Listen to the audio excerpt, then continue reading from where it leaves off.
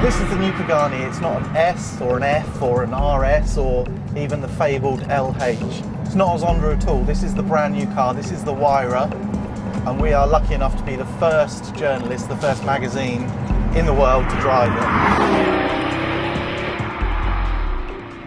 So the basics then: 6-litre twin turbocharged V12 this time, 7-speed sequential single clutch box, 730 horsepower, 811 pounds-foot of torque, and with all the fluids this thing probably weighs 1,500 kilos.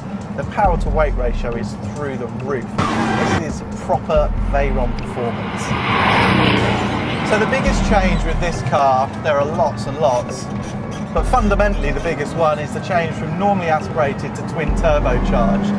The beauty of the Zonda was always how it responded to the throttle, how pure it felt as a supercar.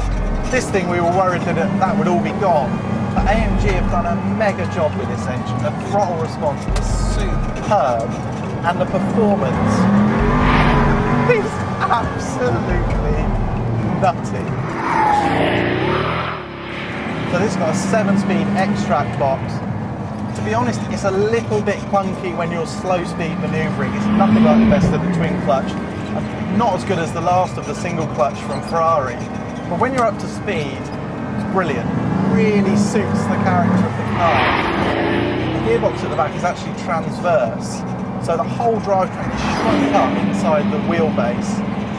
That means less tendency for roll oversteer or snap oversteer. You always feel like this thing's absolutely on top of the masses in the middle of it.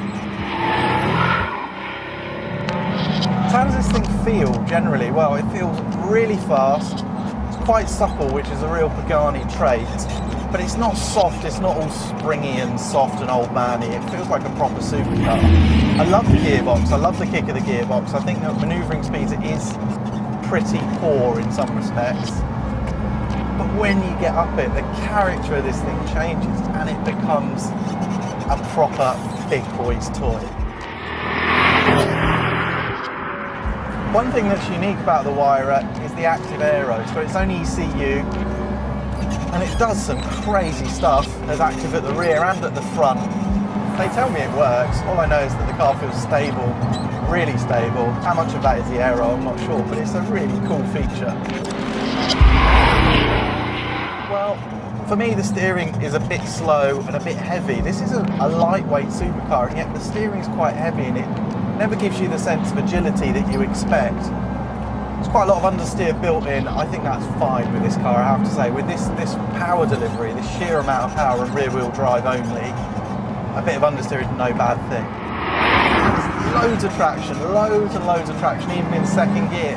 But that means when you overcome the traction, you're right in that angry part of the revs, and you have to be so on top of it, otherwise it gets out of hand really, really quickly.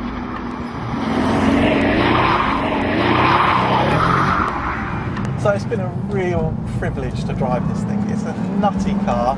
It's got a character all of its own. It doesn't feel as light and as agile as the Zonda, but it's very refined at low speed, and then when you go for it, it's so demanding and exciting, and the engines are nuts. So it's really cool. It's £1 million, give or take. You know what? It actually feels it.